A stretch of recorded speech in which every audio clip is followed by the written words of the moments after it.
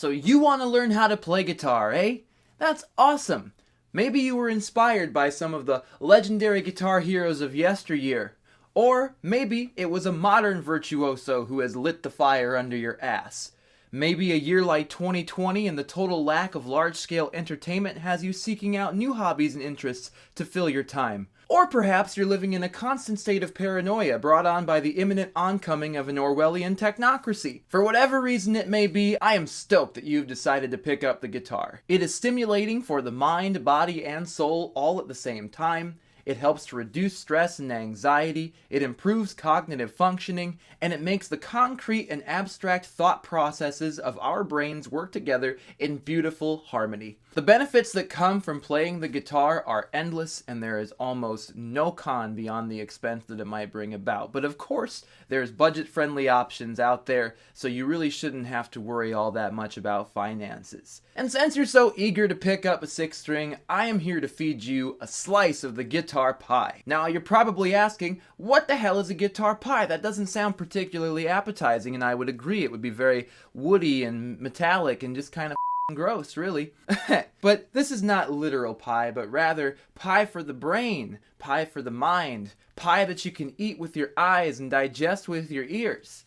Basically, I'm going to give you a crash course in the most fundamental of fundamental guitar. If you think about learning guitar like you learn about riding a bicycle, we're basically going to start down on your big wheel, a real cozy little tricycle. We're going to work our way up to a bicycle with training wheels, and by the end of this video series, I'm hoping that we can take the training wheels off and we can send you on your way to learn and explore more complicated things afterwards. How far you want to go with the guitar is completely on your hands, not mine, but I am here to feed your brain some of the most basic of basics so that you have a fundamental understanding of the six-string guitar and the music theory that accompanies it, and hopefully you can use that knowledge to go down a path of your own learning and understanding where you can blossom into a beautiful, legendary shredder. Without further ado, we are going to jump into our very first slice of guitar pie video, which we are focusing on getting acquainted. Now, just like a person that you eventually marry, before you marry them, you have to date them. And before you date them, you have to get to know them. Well, the same can apply for the guitar, in the same sense that it applies to basically anything and everything else. You can't use something if you don't know what the hell it is. A person who does not know the difference between the barrel of a shotgun and the trigger probably shouldn't own a shotgun at all. And the same kind of goes here. If you don't really get what's going on with the guitar, you aren't really going to figure out how to play it all that well either. So we are going to focus on 3 segments today, starting with guitar anatomy, running into your first guitar, and then some preparations that you can take in mind as we jump on the wonderful learning experience that is the six-string guitar. In this first segment of anatomy, we are going to cover first what is universal for all six-string guitars, and then we'll break down some of the differences between an acoustic and an electric. Since you clicked on a video about guitars, I'm sure that you know that this right here is a six-string guitar. If you are not aware, it is an acoustic guitar. But like I said, we are going to talk right now about things that apply to any and every six-string guitar that is out there. We will first focus on the girthiest and most noticeable part of the guitar, and that is the body. The body serves as the base from which everything else on the guitar stems. There is the most going on here in terms of space and depth, as you can see, and it's basically the endpoint for everything else going on with this instrument. This here is the body. On the body of the guitar, you have what is called the bridge. The bridge is the starting point for all of your guitar strings, which are these little guys right here, as I'm sure you could have guessed. The bridge locks these strings in place at their point A and allows them to be threaded up the instrument. Now on to the next fundamental piece of the guitar, we have the neck. The neck is this long stemming piece that travels from the body to the head or headstock, which is this piece right up yonder. So we have our body, we have our neck, and we have our headstock right here. Just like a human, there is a body which connects to a head via a neck. However, unlike a human, a guitar has a very stout body and a very long neck and tiny head. It would be more easily compared to a giraffe. Very, very girthy at the bottom and skinny and slender as it reaches the top. So remember, guitars are not like people, guitars are more like giraffes. On the neck here, you have what is called the fretboard. The fretboard is the flat outer facing piece that the strings run down. And as you might have guessed, based on the title here, the fretboard is home to the frets, which are the spaces between these fret wires. This is the most integral compound of a guitar because the frets are what allow you to achieve different pitches and tones based on where you are putting your fingers on the strings here. To go in greater depth on the headstock, we are going to zoom in and get a closer look here as we can observe another crucial piece of the instrument, the point B for our guitar strings, which are the tuning pegs and knobs.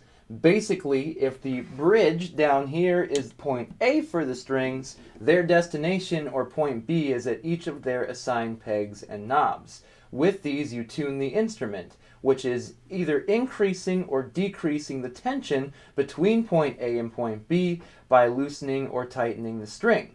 This loosening and tightening of the strings is what produces a tone on the instrument. The higher the tension, the higher the pitch. The lower the tension, the lower the pitch. So now we'll dive into some of the key differences between an acoustic guitar and an electric guitar. The first and most obvious should be that an acoustic guitar, unlike an electric guitar, does not require any sort of electronics in order to amplify the sound. The sound is acoustic or natural and produced through the body. Here we have our sound board, and here we have our sound hole. Although I'm positive it's pretty self-explanatory, I'll let you know that the sound hole is responsible for creating the sound you hear through an acoustic guitar. What happens is you will pluck the strings and those vibrations will resonate inside of the guitar via the sound hole, and those echoes will be projected back out through the sound hole, giving you the sounds that you are hearing.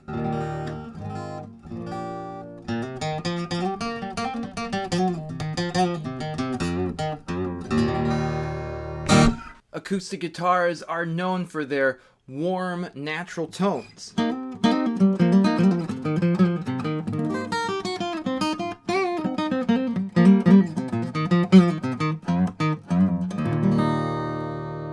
The warm tones of the acoustic guitar are most often associated with traditional soft rock music, folk music, singer-songwriter music, country music, and the like. A simple chord accompaniment from an acoustic guitar can stand as a bass for pretty much any tune in any genre, but all of that equates to singer-songwriter at the end of the day.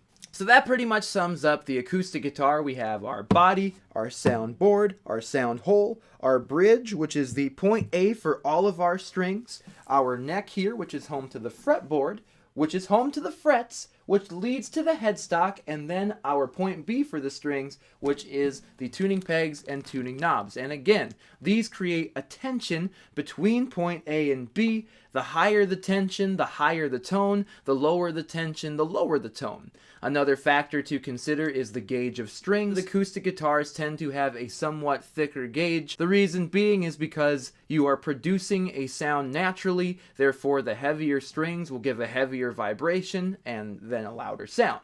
We now move on to the electric guitar. Now fundamentally, an electric 6-string guitar has every single component that an acoustic 6-string guitar has. We have our bridge, which is the point A for the strings. We have the body, the neck, the fretboard and frets, and of course our headstock and tuning pegs and knobs in the exact same fashion that we had on an acoustic 6-string.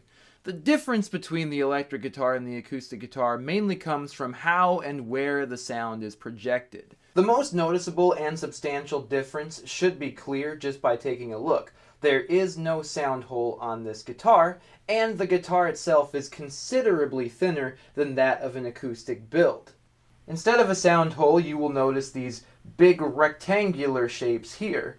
These are called pickups. Now, a pickup functions in the same sense as a sound hole, as it is looking to capture the vibrations from the strings as they are plucked. But instead of resonating within the instrument itself, the vibrations are sensed magnetically by the pickups, and that signal from the magnets is transported through the electronics on the guitar to your output on the instrument, which will go to a 1/4-inch cable, and that will travel to an amplifier, a processor, a mixer, anything or everything that has a 1/4 inch input that will allow sound to travel from this guitar to whatever the output source is.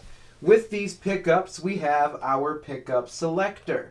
This selector is to quite literally select which pickup you are using. Typically, there are 3 positions. These are humbucker pickups. This is your neck pickup, and this is your bridge pickup. Now, these names, again, should be pretty obvious because this pickup is situated closer to the neck, whereas this pickup is situated much closer to the bridge. The biggest difference between the pickups in terms of sound is that the bridge is known to pick up things in a higher register, so a stronger sense of treble tones, whereas the neck pickup will have the bassier end of the spectrum, a lot richer and more lush tone as opposed to the harsh and plucky tones that come here. And this middle selection represents that a portion of each pickup will be taking the sound from a no man's land here in the middle, which means some of your higher notes especially are going to get some of the twangier, more treble-driven outputs of the bridge, whereas lower tones will likely pick up some of that lower resonance in the low register from the neck. You oftentimes get the warmest tones from this no man's land position because you're essentially getting the best of both worlds. In every genre of music, there is a good use for each position. Sometimes a rhythm player may be more prone to playing in the neck position with a lead player using the bridge pickup because it creates a contrast between the 2 tones. But of course, that is not a rule that must be followed. It's just an example of how the 2 sounds can be used. To demonstrate the differences that I'm describing, I'm going to play a couple of riffs and licks going through each of the different selector settings so you can get an idea of what those differences sound like. We are going to start with our neck pickup here.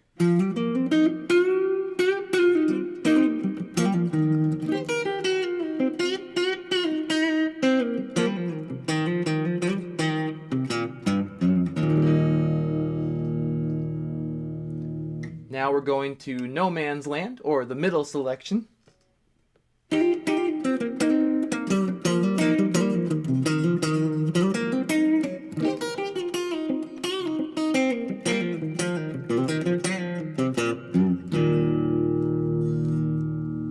And lastly, we have the bridge position.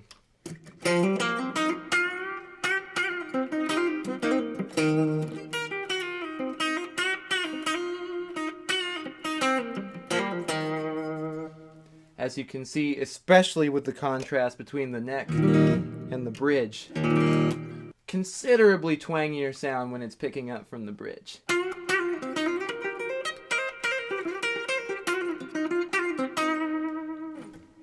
Now you're probably wondering, what the hell are these things that are sitting right here? We have a volume control, which simply controls the loudness or softness of the sound, just as it would on a radio or a mixer. And here we have our tone knob. The tone knob more or less allows you to modify the signal of your guitar to add or subtract certain frequencies, either reducing or increasing the crunch that's coming from any given pickup setting. So when it's cranked all the way to 10, you get that very twangy sound here in the bridge position. If you reduce that to half, you'll notice that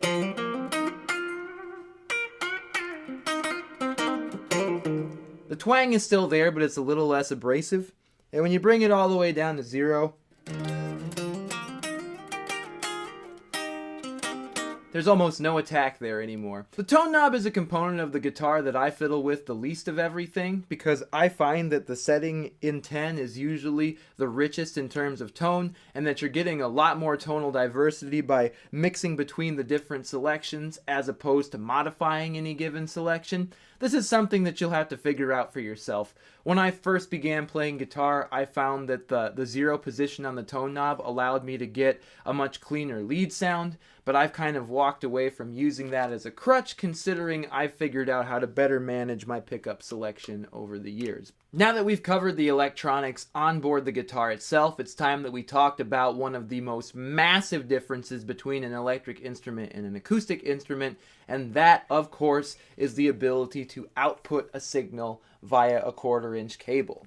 This is where the electric guitar becomes an incredibly creative tool that has so much untapped potential even still. A lot of people don't even realize that the electric guitar is still basically just a baby in comparison to a lot of other instruments we know here on planet Earth. It's only been nearly a century's time since the inception of the electric guitar, and its popularity didn't even come about really until the 1960s and forward, meaning that we're still only at the half-century mark for understanding this instrument fully, and there's just so much going on now with it. The most fundamental output device that you will need is a guitar amplifier, which is more or less a speaker designed specifically for an electric guitar. It will typically have a clean channel, like the one that I'm on now, and a channel for a distorted option, which is where you get your hard rock and roll tones that everybody loves. Dirty, fuzzy tone has been a fundamental component of the iconic stylings of legendary guitarists.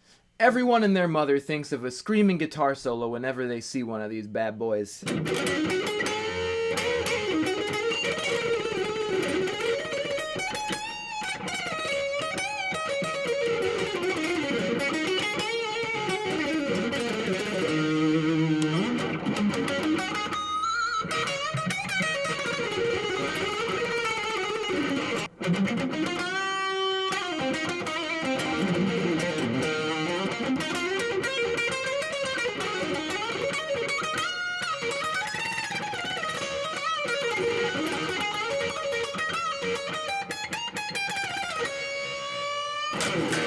Yeah, like that. And if you follow my instructions, you'll be doing stuff like that in no time. Or at least in a shorter amount of time than you would if you hadn't watched these videos. Which, by the way, you should like and subscribe to make sure that you can stay updated on the next slice of guitar pie, as well as showing friends and the algorithm that it's worthwhile watching.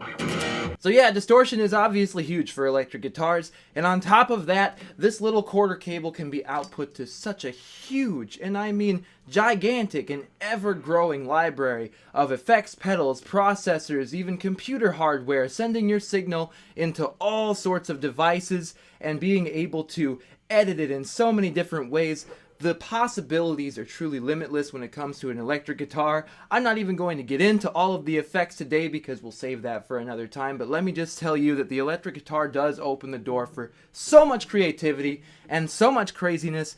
It's just mind-boggling how much is out there for this instrument, and it's even more mind-boggling how new this instrument is and how much we haven't discovered yet. So that basically sums up your universal 6-string guitar anatomy, as well as the key differences between an acoustic and an electric guitar. There are a whole bunch of details we could go over, such as the type of bridge, the type of pickups, the type of body, and all of that.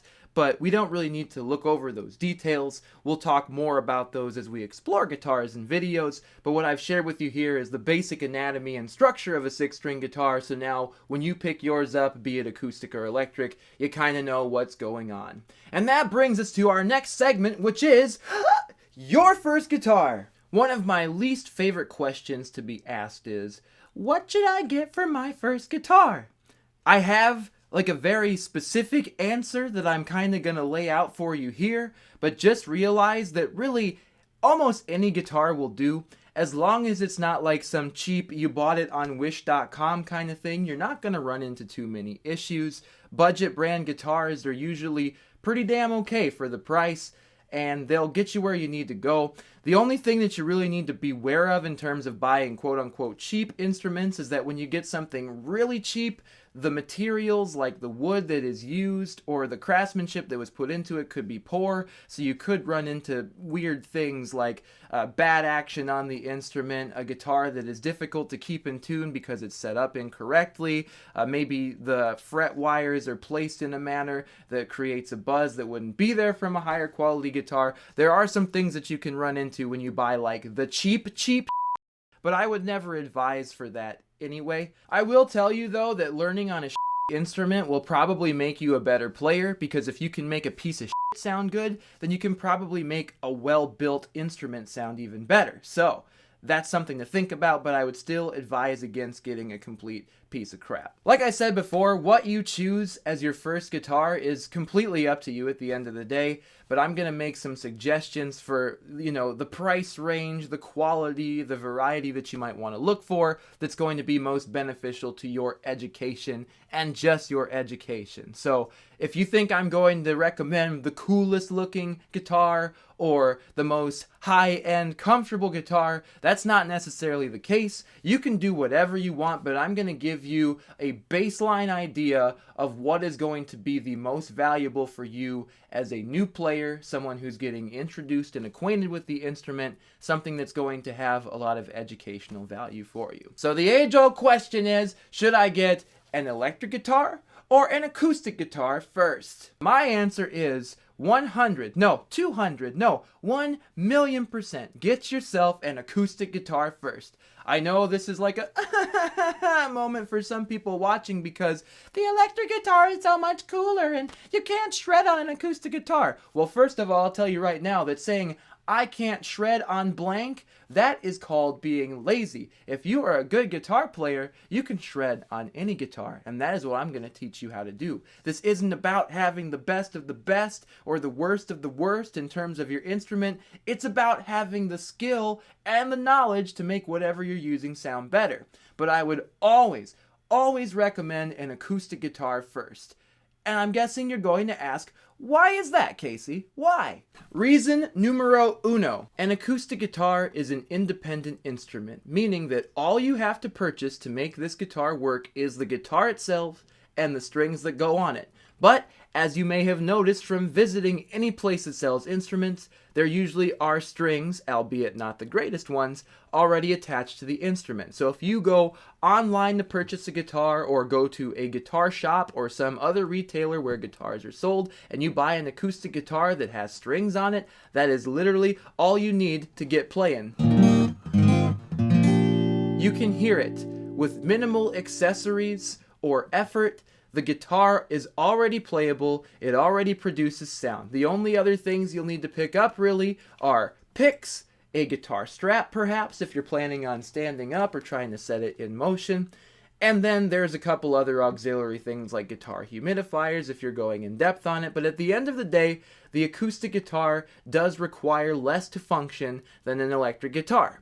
Because when you purchase an electric guitar, you are not only buying the guitar itself, you need the necessary hookups and a guitar amp or processor of your choosing, and the huge variety of all of those things can be incredibly overwhelming, especially for somebody who doesn't even know which note is which yet. Reason numero dos. Learning on an acoustic guitar requires a greater sense of discipline, and what that means is that typically speaking, the gauge of strings for an acoustic guitar are higher or thicker, meaning that it will be more difficult to properly fret the strings, and typically speaking, even your best acoustic guitar is going to have more abrasive fretting than your typical electric guitar. What this does is forces you to make chord shapes and perform scales correctly and to apply the correct amount of pressure. It takes substantially more effort, especially for a beginner, to get clean tones from an acoustic guitar than it would on an electric guitar. The biggest educational benefit here is not only that you're going to learn how to do things more properly and with more discipline, but when you do eventually move on to an electric guitar, everything on there is automatically going to be easier if you started on an acoustic instrument because your hands will be seasoned to the acoustic guitar and its more abrasive nature, meaning that when you make that leap to an electric instrument, everything is going to feel 10 times more comfortable and your playing is going to be significantly more articulate and disciplined than it would be if you started on an electric guitar.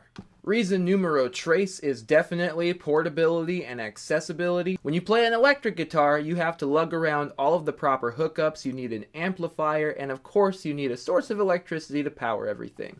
This bad boy, on the other hand, can go with me anywhere or everywhere I want for the most part. Traveling with it is easy. I can play it upstairs, downstairs, inside, outside, in the bedroom, at the park, wherever I want, without the hassle of lugging other equipment with me, meaning that you can practice virtually anywhere. So these are the biggest perks to getting an acoustic guitar first, and I would certainly recommend it. Something else to note is that it encourages more fundamental learning because you're kind of limited by this traditional dreadnought shape that is this body shape, the most basic, common acoustic guitar shape that you'll find. It doesn't really allow access to higher fretting, meaning you're going to be forced to learn things in the more basic range of frets, and since you're just getting started, that's really where you should be working anyway. Now that's not to say that getting an electric guitar as your first guitar doesn't have perks of its own. Although I did mention it comes along with a lot of different accessories, it does have some options that do make practicing a little bit easier, especially if you live either near or with others who might not like the sound of practice. Electric guitars are quiet by nature. You don't really hear a lot of output here because there's not a lot of room for the sound to resonate. So when you are wearing headphones that are linked to an amplifier or some sort of processor, you'll be able to hear everything you're doing and almost no one else will. Even if they're within earshot of you, they still probably won't really pick up on any heavy guitar sound. So there is a benefit there, but with that benefit, you're kind of losing the benefit of a more disciplined play style. And when it comes to fundamental learning, discipline is seriously a key. I cannot stress enough how proper fretting and the abrasive frets on an acoustic are going to make you a better player automatically. That's a fact. Now, if you're like a good portion of the world population and don't really prefer to think for yourself and would rather have some guy on a screen do it for you, I can give you my recommendation for what I would like to see you play as a first guitar. My choice would be a Fender CD60 Dreadnought acoustic guitar. It currently sits at $200 MSRP, which means after taxes and any shipping that you go with it, if you order online or from a store far away, you're looking somewhere probably between a $220 and $250 expenditure. There are some cheaper models available with good brands like Epiphone and plenty of others you can explore, but the Fender CD60 was one of my first acoustic guitars, and it is just the most basic, plain Jane acoustic dreadnought that you are going to find. It just screams basic, and that's exactly what you should be looking for. But anything basically in the $150 to $200 price range from a reputable company like Fender, Epiphone, and the classics, as well as some of the emerging guitar brands, you're going to find something that's going to work for you. Anything under $100, I don't know if I necessarily recommend, because when you start to drop the cost by that much, you start to see some bad materials, a job on the fretboard where things are uncomfortable because of how the wood is fitted and all of that. So if you're not going to take my exact recommendation, I would certainly look in that $150 to $200 price range. As for electric guitars, I say the $120 to $150 range, but then of course realize that you're probably going to have to spend at minimum another $40 or $50 minimum for either a processor or an amplifier, and $40 or $50 for a processor or amplifier screams low end, so chances are you're going to want to work your way up. Once you add your accessories and everything like that, you can expect to expend probably between like $300 and $500 on everything for a proper electric setup, as opposed to the $200 or lower loan payment you might go for acoustic. And like I said, you're doing yourself a favor if you learn acoustic first. So that basically covers my thoughts on your first guitar. Again, you don't really have to listen to me, but I think people really overcomplicate their search for a first instrument. It doesn't have to be anything crazy or top of the line or expensive. It shouldn't be the lowest of the low end, but there is a lot of great quality, affordable gear out there that will be a perfect starting point for your guitar adventure. So just look at all the options and don't overthink it. I really don't like it when people overthink their first guitar. I have had people go back and forth with me about this and that guitar over and over, and I'm like, listen, it's just got to be playable, it's got to be cozy enough, and it's got to, meet your budget or whatever, but just don't overthink it too much. And if you can't get something in that decent range right away, then maybe save up or seek out a rental or something. But if you're serious about playing guitar, then find something that's simple and easy enough for you to start out on. If you're not gonna be like a pro grade concert guitarist who's like hired by an orchestra or some crazy like that, you really don't have to think too hard about it. Just get yourself something decent and nice. And for our third and final segment, it's preparations. That's right. we are getting proactive. I'm going to tell you a couple of things you can do to really acquaint yourself, your hands, and your feel with your new guitar. These are just a couple non-musical guitar exercises that are going to help you kind of get familiar with your instrument. It's nothing crazy, nothing super fun necessarily, but these are just some little things you can do to get you prepped for formally learning some things on the guitar. Now, like I said, I really do believe you should start on an acoustic instrument. Again, it requires a greater sense of discipline when you're playing than an electric guitar would demand of you. And that's especially important, I think, in these early exercises, because this is where you have to get your fretting hand, typically your non-dominant hand, so your left hand if you're right-handed, or vice versa. And this is going to be like, this right here, this is like the Achilles heel of guitar playing. Like, your non-dominant hand is going to start holding a lot more responsibilities than it has before if you've never played an instrument like this. You need to protect this thing at all costs, you need to exercise it properly, and most importantly, you need to make sure that it can mingle with your instrument. One of the first things my guitar teacher ever passed on to me was this simple thing here, and that is taking each of your fingers, pressing them as hard as you can on each string on the fretboard, and more or less just rubbing up and down on here. I know that's pretty inappropriate. You could like Photoshop this and make it look pretty wrong if you were crazy and gross like that. But seriously, this is an important exercise. Take each finger and individually run it up and down the fretboard harshly. You can hear the slide because it's bumping over those fret markers. See, this is just my index finger. I'm going up and down each of my strings, just feeling exactly what kind of pressure and pain, maybe, for some newbies that you're going to experience here. Getting your fingers acquainted with each of the strings is important because at some point in some chord formation, almost all of your fretting fingers are going to make contact with all 6 of the strings in one position or another, and so preparing them for the thickness and the abrasive feeling that comes from it is huge, because this is going to make you understand exactly how hard you're going to have to press. This is very discouraging to some new guitar players because they're like, oh no, my fingies, they hurt. And they will. They'll hurt. They'll change funny colors until you develop calluses. Calluses increase the thickness and the durability of the skin because you're more or less shaving away skin over time and it builds back stronger. This is an essential part of becoming a good guitar player, simply having your hand prepared to do what it needs to do on the fretboard. And part of that is just making sure that each finger realizes that it's going to have to apply a certain pressure. And I know for newbies as well that, the latter fingers here, such as your pinky and your ring finger, are always the least disciplined. And I personally have what I like to call SRV syndrome, or Stevie Ray Vaughan syndrome. As you can see, while I'm working with my ring finger, my pinky is puckered and looks super duper weird, just absolutely awkward and uncomfortable as can be. And that's because I didn't have very good discipline with my pinky, so I have a lot of like improper things going on stylistically. From a technical standpoint, my pinky does not work on the guitar nearly as much as it should. I do use it for a lot of chord formations, but unfortunately, just the way I practice and trained over the years, my pinky does not necessarily have the same discipline that a lot of other players have. And you can see here that my ring finger even slips off of some of these strings because even to this day, my connection with the instrument is not as strong with each finger as another. My pinky is pretty clueless, as you can see. It gets the least attention on these strings, but it's important just to let them all know that this is the kind of ass whooping that they are going to have to deal with if they expect to play guitar properly, or at least fundamentally.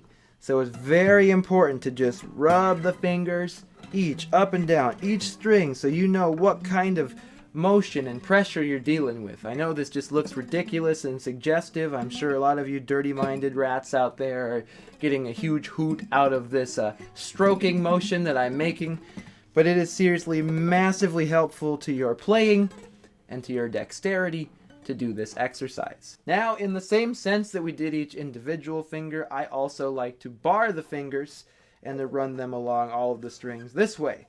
Later down the line, you're going to have to make chord formations that more or less require a finger to stretch the length of a fret, meaning that that finger and basically the width of it is going to have to occupy an entire fret on its own.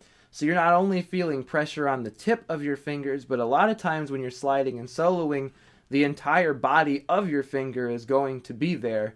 And so it's not just one point that needs to have that discipline, but rather the entire length of the finger should be experiencing that abrasion, because realistically speaking, you're going to be making a lot of motions where the whole, as you can see, both my ring finger and index finger here in these chord motions, and that wasn't even perfect. I need to warm up myself, you know? And that's just an example. See, just like that, the entirety of these fingers is occupying space on the fretboard, and you need to get the correct pressure, and even I need to warm up, you know? So they need to be prepared to do that kind of stuff. Like I said, you don't even have to be playing any notes or doing anything. You just need to get that feel. And then you can take a look at my fingertips here.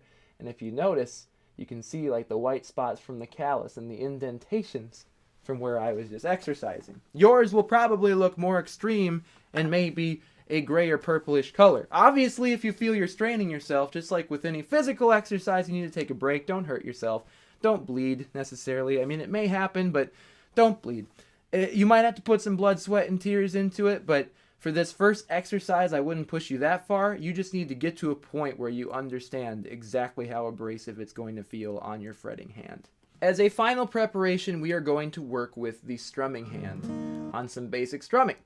I am going to ask you politely to stock up on guitar picks. You need to use a guitar pick to learn how to play this instrument properly. Fingerstyle is a whole nother beast, but I think when you're learning fundamentally, a guitar pick is hugely, hugely helpful because it allows you to articulate notes better with less effort than having to teach your fingers. If you're into fingerstyle, that's cool. We'll tap down onto it, or maybe you want to go watch some of those lessons, but I would consider fingerstyle to be a more advanced practice. If you're just trying to learn fundamental guitar, I'd start with a guitar pick. Now, guitar picks come in all sorts of varieties of thickness. I use pretty thick picks myself just because I have an abrasive playing style, but you could find something lighter if you'd like. I also prefer picks that have like a thumb grip. It's just a little material right here that helps your thumb stay positioned without slipping and gliding. And having a thicker gauge of pick is helpful because you won't snap picks as often. A lighter gauge of pick is nice because it gives a lighter tone, so if you're trying to play something churchy or really chord driven, it might be good for the sake of tone, but exploring tones and how to affect them is for a later lesson. Today we are just working on some strumming. As silly as this might sound, I would just like you to kind of strum your strings in whatever way you feel comfortable. Try to be loud and try to be quiet. Just see how your hand affects the strings all together or individually.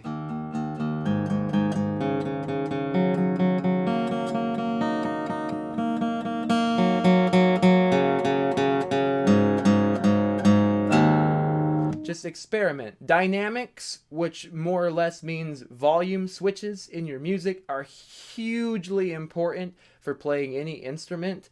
The quiet to loud and loud to quiet and all of those spaces in between is what gives a lot of personality to your sound. So learning how hard or how softly you need to pick to create those sounds is really important. When it comes to strumming, there are two basic motions, and that is down strumming and up strumming. Down strumming is where you begin here and your pick swipes, starting with the lower range sounds to the higher, whereas up strumming is reverse. And as you can see, the pick glides differently across in those ways. Now it's a combination of this where you can create your rhythms.